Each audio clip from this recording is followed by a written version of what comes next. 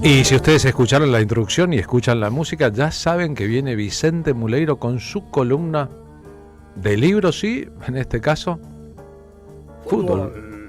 Pasión de multitudes. 16 de junio, comienzo del Mundial para Argentina esta noche. Vicente, buenas tardes, ¿cómo va? ¿Qué tal? Buenas tardes. Así es, ya tenemos la cabeza hecha pelota, así que pensé que cruzar fútbol y libros, que es un mundo infinito, te digo, es claro. Un mundo extensísimo, hay que hacer algún recorte caprichoso y tomar algunos ejemplos. Por ejemplo, a mí me llamó la atención enterarme que Sartre era un futbolero. Un futbolero hincha del Paris Saint-Germain, que inclusive lo iba a ver cuando podía. Y Camus, su socio en un movimiento existencial, se supone que también, ¿no? Su socio y luego contradictor en una famosa polémica también. Sartre toma elementos del fútbol para crítica de la razón dialéctica, sobre todo, ¿no? Y dice que el problema del fútbol es la existencia del grupo adversario. El existencialismo trasladado al fútbol. Claro, filosóficamente. Frase que después, con mucha felicidad conceptual y lingüística, la utiliza en la obra de teatro A Puertas Cerradas, una frase que después se hizo circuló mucho y es una de las anclas del existencialismo. De ese existencialismo, el infierno son los otros. El infierno son nosotros. El infierno son nosotros. Camus jugaba de arquero, ¿no? En el Racing de Argelia, su país. Argentina juega hoy con Argelia en el Mundial, no hoy, es un asunto menor, y eso lo hizo hincha de Racing de Avellaneda cuando vino a la Argentina invitado por el antiperonismo. Por Victorio Ocampo, claro. ¿Todo eso es real, es dato real? Claro. Pero ¿qué otra cosa podemos decir que la verdad?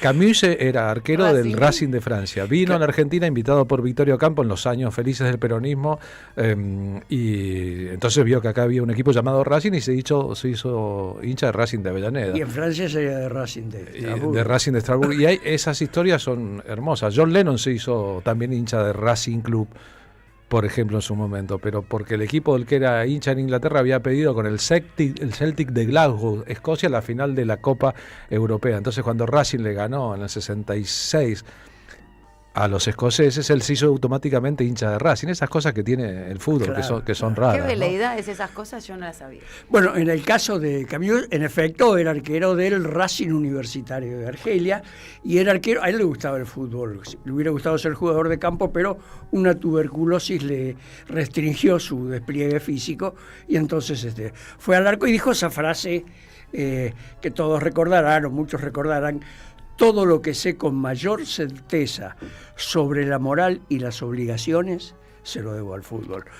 Frase que se hizo famosa. Le interesaba del fútbol el compañerismo, la lealtad del equipo y la belleza del esfuerzo compartido. Estamos compartiendo en un esfuerzo de producción en el streaming de la radio una foto de Camus, el Premio Nobel de Literatura 1964, vestido de jugador de fútbol, y no está exactamente de arquero, se ve que acá todavía podía jugar en el campo de juego. Todavía podía ser jugador de campo. Claro, él era hijo de una familia muy popular de Argelia, y se hizo a sí mismo yendo a la universidad. Y otro tema que le interesaba mucho a Camus del fútbol es la combinación de la normatividad, la regla. O sea, en el fútbol hay reglamento, líneas que trazan los espacios, líneas de cal que trazan árbitro, ¿no?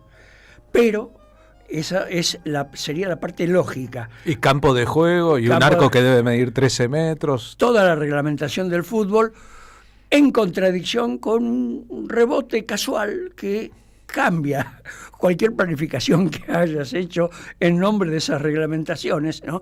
Por lo cual se pasa de un mundo normado y reglamentado al caos. Eso que Dante Panzeri bautizó en el título de un libro sobre el fútbol y su magia, la dinámica de lo impensado. La dinámica de lo impensado, las críticas que hacía, me acuerdo de las críticas de Dante Panzeri, ¿no? Dice, acá hay un comentarista de fútbol que dice que el equipo trianguló, pero no, tenía la pelota Pepe y Cacho le gritó pasámela, y después se la pasó a Tito, y eso le llaman triangular. Hubo un momento en que la prensa futbolística a la que Panzeri pertenecía trató de literalizar un poco el fútbol, o de inventar imágenes más literarias para describir cosas que tal vez son más simples. Por ejemplo, arrugue de barrera. Arrugó la barrera, claro. O córner con pierna cambiada, Claro. o el segundo palo, que son ideas un poco más abstractas para definir una cosa que en el fútbol es más simple. Por supuesto, bueno, sí. Una imagen que me llamó mucho la atención en infancia o adolescencia, había un arquero que se caracterizaba por la capacidad de volar a los ángulos.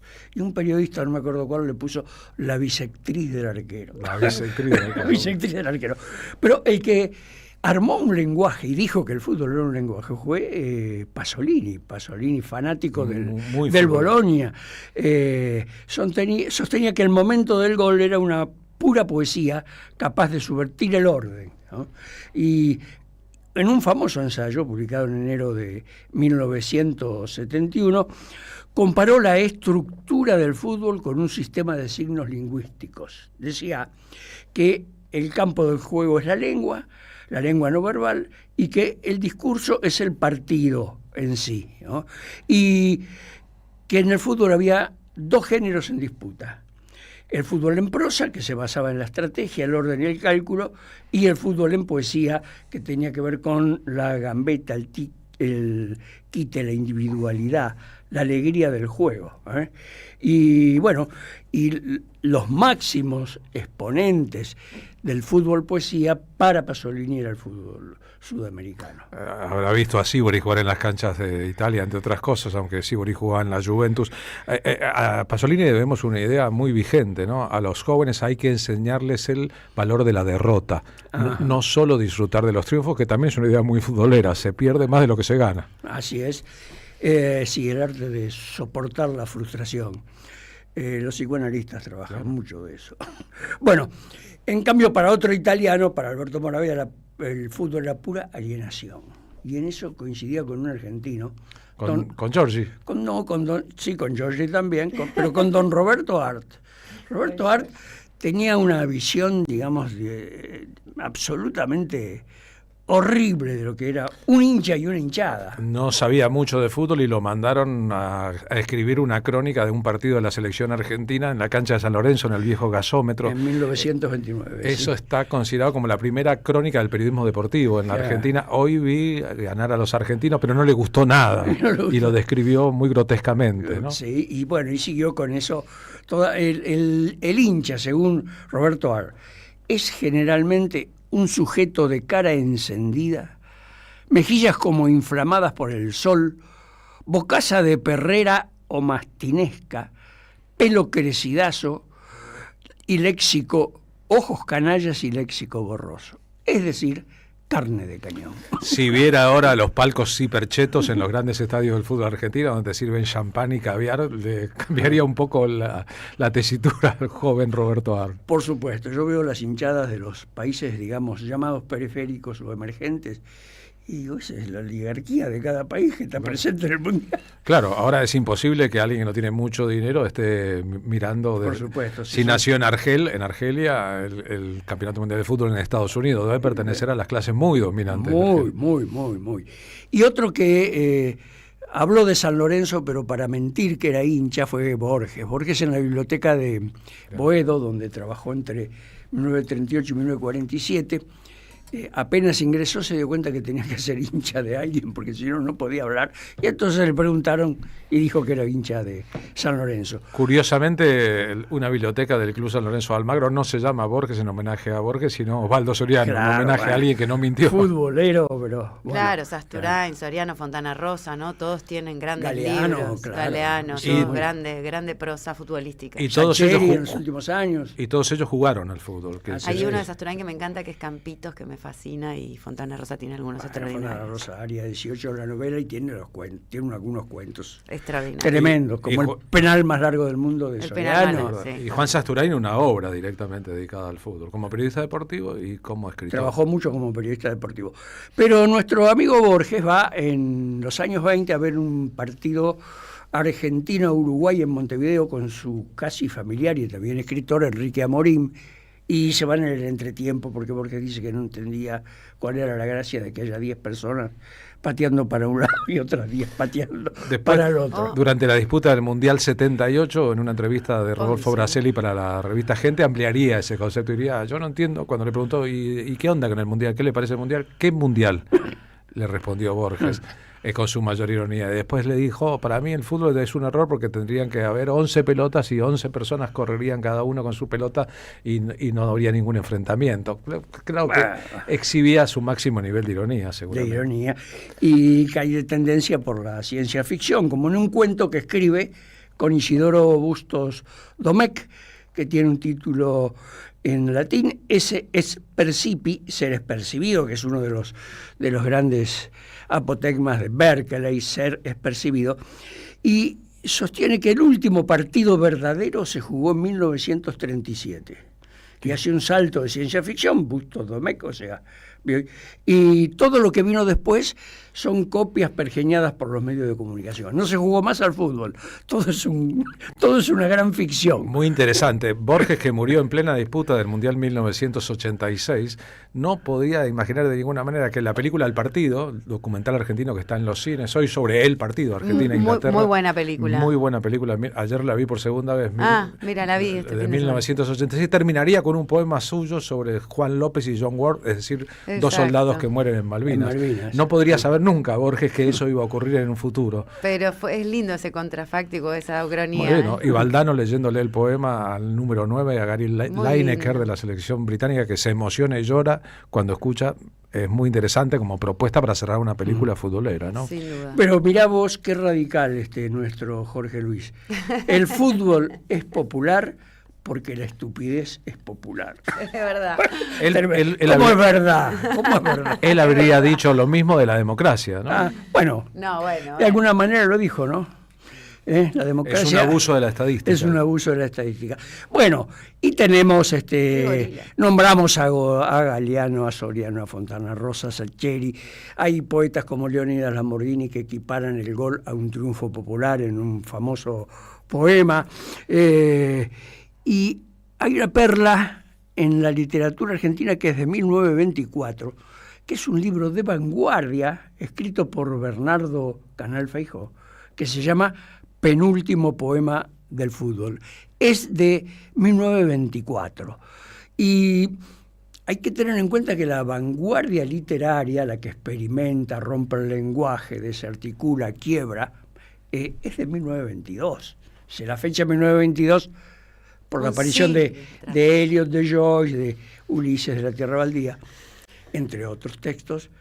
Y 2 años después él escribe un poema con una tensión vanguardista muy fuerte, sin rima, sin rima consonante ni asonante, sin la métrica clásica, y le llama Penúltimo poema del fútbol. Está escrito en Santiago del Estero, muy posiblemente sobre los partidos de fútbol en los campitos de... Todavía no existía el fútbol profesional, ¿no? Ni Jacinto Piedra, pero... Claro. No, claro, el fútbol profesional es de 1930, es anterior, dice. Entre algunas frases de ese poemario que reeditó aquí hace no mucho el sello El Suri Porfiado. Se levanta la pelota del córner, se encoge la guardia de jugadores, dice. La pelota no ha nacido para ave de corral, ¿eh? Y tiene un concepto que desarrolla, sobre todo en un poema, que es la idea de la patada como fuerza metafísica, como una realidad casi metafísica. Por ejemplo, dice, una patada es siempre algo que abre una puerta hacia algo insospechado. Hermoso, ¿no? No podríamos olvidar a la hora de dar un brevísimo paseo por fútbol y literatura y cultura a Osvaldo Bayer, que no solo era futbolero, sino que escribió un libro sobre la historia del fútbol argentino, que fundamentó luego un documental sobre el fútbol argentino. Con Macaya Márquez, así es, en coautoría con Macaya Márquez. Bueno, hay muchísimos más. Hubo un famoso periodista, el negro de la tribuna, Pablo Rojas Paz.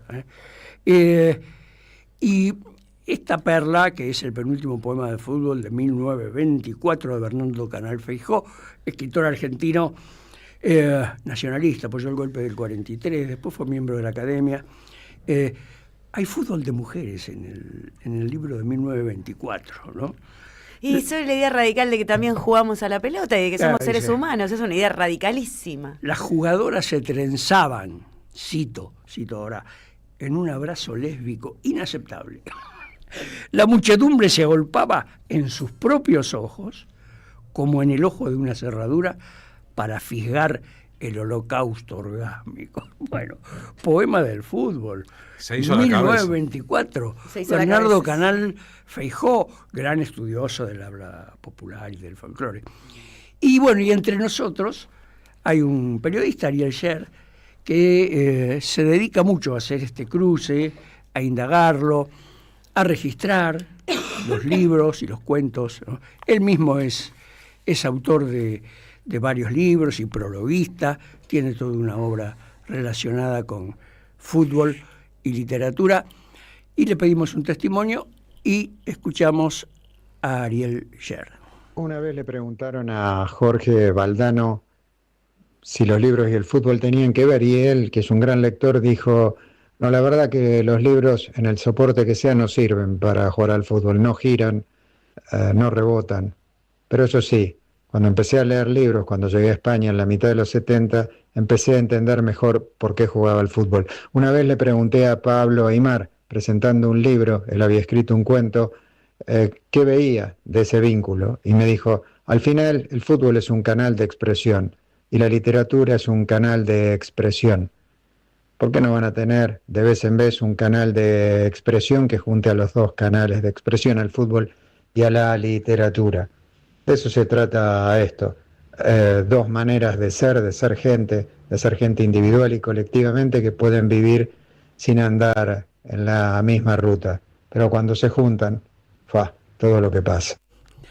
Y tenemos un músico popular que también fue jugador de fútbol, preparador físico de las inferiores de Argentino Junior, y músico, don Alejandro del Prado. Este sábado canta en Perón Perón. Así es. A las 9 de la noche, Alejandro del Prado. Jugamos bastante al fútbol en una era con Un Alejandro. capo, Alejandro Así del es. Prado. Le mandamos ¿Y un qué beso. tema elegiste de Alejandro del Prado? ¿Alguna musicalización de los poemas de Osvaldo Ordizone que él admiraba mucho? No, un tema de él que me parece muy abarcativo, porque seguramente vos quisiste ser jugador y yo también.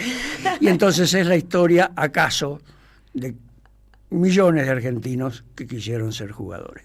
¿No te acordás cuando colgué los botines?